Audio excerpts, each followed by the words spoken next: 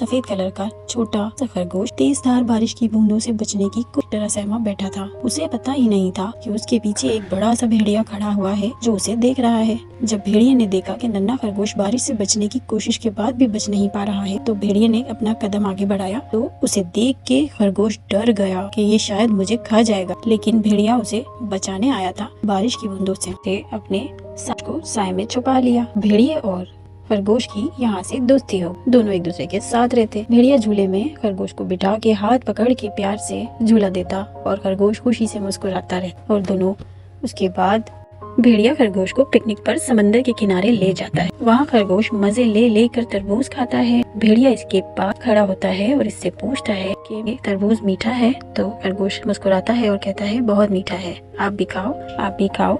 वो भेड़िया मना कर देता है कि नहीं, आप खाओ। सारा दिन घूम घाम के दोनों वापसी आते हैं जंगल की तरफ। एक बेंच पर बैठता है खरगोश और भेड़िया उसके साथ खड़ा होता है और भेड़िया पी रहा होता है सूप। वो खरगोश से कहता है कि आप भी पियो, तो खरगोश कहता है कि मैं सूप नहीं पीता। भेड़िया उससे कहता है कि पी लो, आपको ठंड नहीं लगेगी। लेकिन भेड़िए के बहुत कहने पर फिर खरगोश अपने लिए भी मिल्क शेक पीता है और वो कहता है कि मैं ये पीता हूँ। फिर भेड़िया उससे पूछता है कि सच बताओ, जब मैं मुझे देखा था तो डर गए थे कि मैं आपको खा जाऊँ? तो रैबिट ने कहा कि हाँ, मुझे डर लगा और मुझे लगा कि आप मुझे खा जाओगे।